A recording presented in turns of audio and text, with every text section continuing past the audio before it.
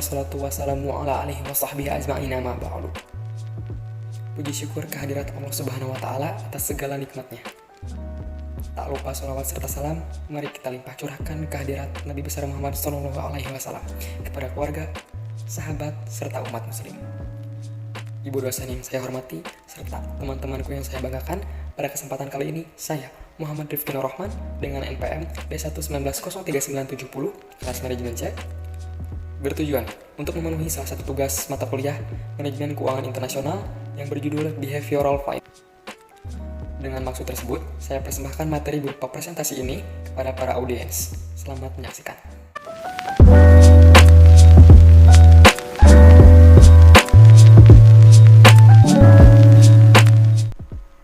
Pada materi Behavioral Finance, terdapat materi bahasan yang akan saya presentasikan, meliputi pengertian dan sejarah, prinsip umum dan macam-macam, pengambilan keputusan atau decision maker, behavioral finance dan perkembangannya di Indonesia, dan studi kasus.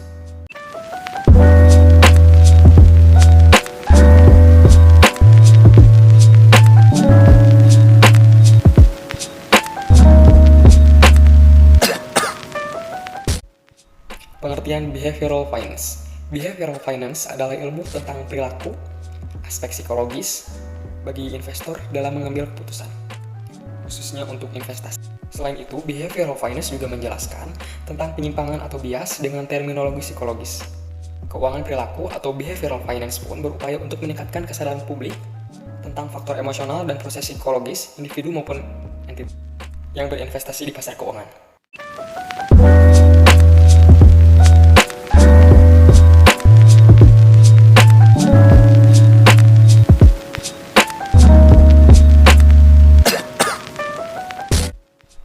Awal mula terciptanya keperlakuan keuangan atau behavioral finance ini berkat Daniel Kahneman dan Vernon Smith yang mendapatkan Nobel pada tahun 2002 atas dedikasinya dalam menciptakan suatu ilmu yang memadukan antara ilmu psikologis, ilmu perilaku manusia, dan ilmu keuangan yang mengenalkan matematika dan statistik.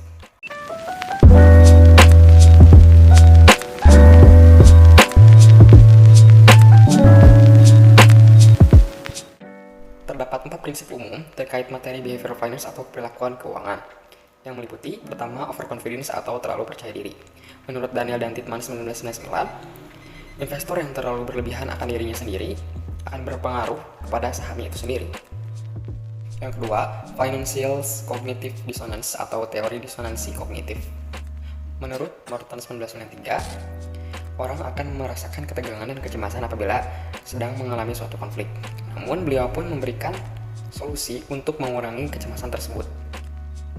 Yang pertama, kita bisa melakukan perspektif atau menghapus masa lalu, atau ibaratnya move on. Lalu yang kedua, kita bisa merasionalisasikan suatu hal yang bersifat kontradiktif atau bersimpangan.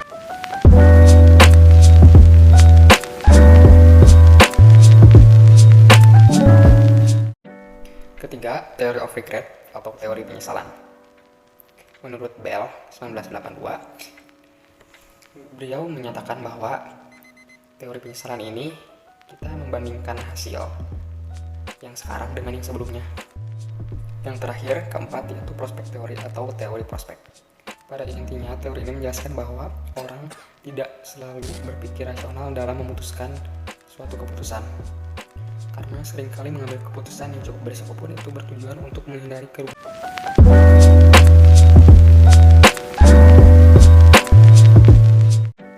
Menurut Pompian, behavioral finance terbagi atas 2 macam. Yang pertama, behavioral finance makro, dan yang kedua, behavioral finance mikro. Pada behavioral finance makro, yang dipersoalkan adalah apakah pasar efisien atau pasar terpengaruh oleh dampak behavioral finance. Lalu yang kedua, pada behavioral finance mikro, hal yang dipersoalkan adalah apakah investor bertindak rasional atau dapatkah kognitif dan emotional error mempengaruhi keuangan.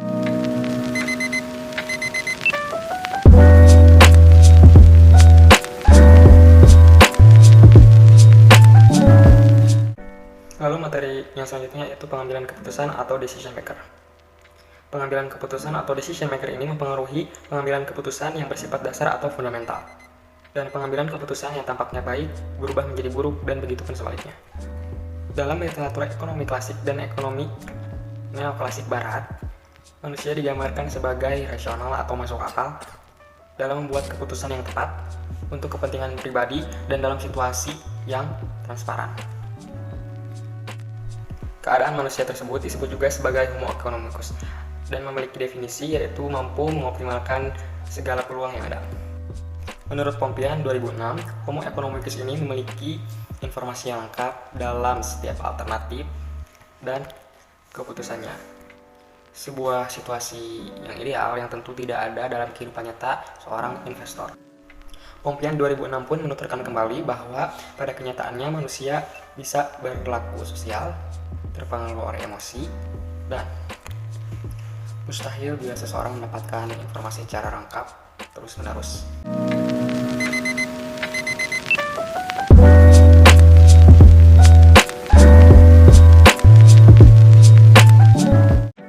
Sejumlah akademisi dan praktisi mengakui bahwa emosi dan faktor-faktor subjektif lainnya mampu memengaruhi dan memerankan peran dalam pengambilan keputusan. Gitman 2006 mendefinisikan suatu penelitian yang berfokus pada perilaku investor dan dampaknya terhadap keputusan investasi serta harga saham sebagai wujud dari bentuk behavioral finance. Herzefrin 2007 mengungkapkan bahwa mempelajari behavioral finance ini merupakan suatu hal yang penting karena faktor psikologi ini dapat menimbulkan kesalahan yang seringkali amat mahal biayanya.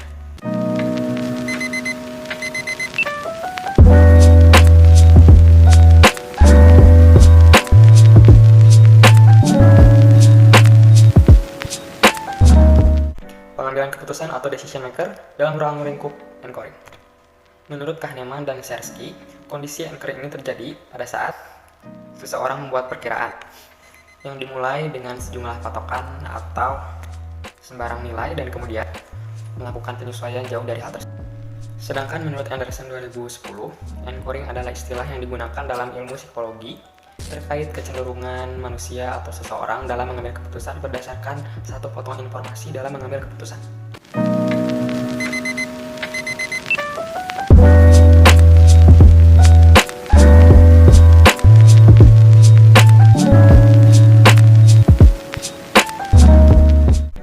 Pengambilan keputusan atau decision maker dalam ruang lingkup konservatisme. Menurut beberapa ahli, pada tahun 1998, konservatisme terjadi ketika seseorang terlambat untuk mengubah keyakinannya dalam menghadapi bukti. Dan yang terakhir, pengambilan keputusan atau decision maker dalam ruang lingkup overconfidence. Menurut Shevlin 2002, overconfidence ialah bias yang memengaruhi seberapa yakinkah seseorang terhadap dirinya sendiri dan batas-batas pengetahuan mereka.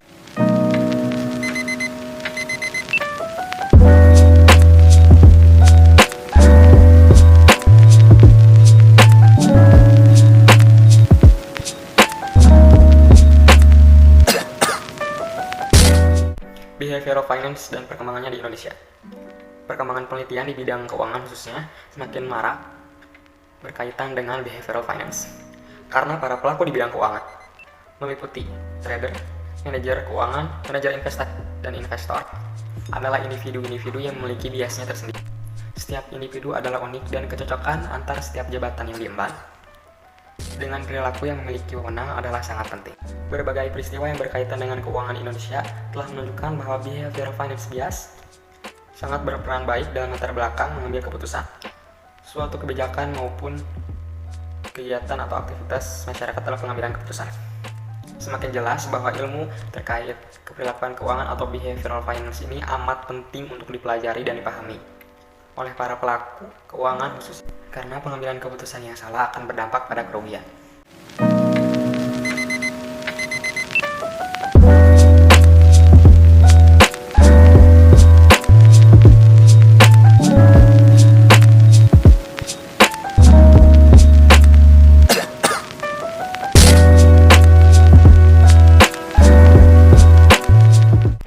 Disinilah perlunya kita memahami materi terkait behavioral finance ini. Karena dengan begitu, kita bisa memahami berbagai bias yang terjadi. Dan paham bahwa para pelaku saham, pasar keuangan, dan aktivitas ekonomi lainnya seringkali tidak rasional.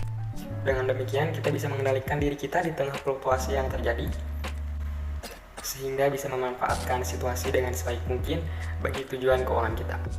Terdapat cara dalam mengatasi berbagai bias pada behavioral finance, di antaranya pahami dan pelajari tentang keuangan, investasi, dan pengambilan keputusan yang baik dan tepat berdasarkan akal sehat atau rasional, bukan berdasarkan emosi semata.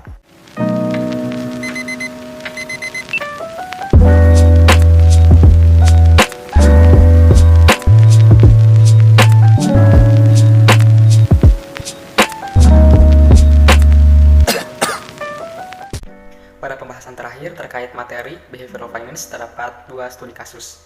Bisa dilihat secara seksama dan silakan untuk dipahami. Kesimpulan dari studi kasus tersebut adalah kedua studi kasus tersebut memperlihatkan bahwa perilaku investor yang tidak merugi.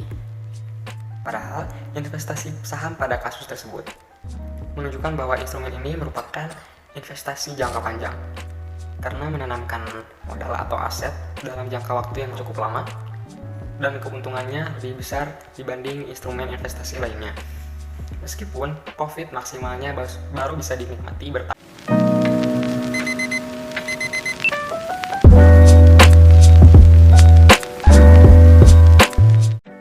Kesimpulan pada pembahasan materi terkait behavioral finance adalah pentingnya kita mempelajari dan memahami keperilakuan keuangan untuk memutuskan suatu keputusan dengan tepat, cermat, dan baik dengan nalar atau akal yang sehat secara rasional tentunya dalam organisasi keuangan untuk tujuan keuangan yang baik di masa mendatang.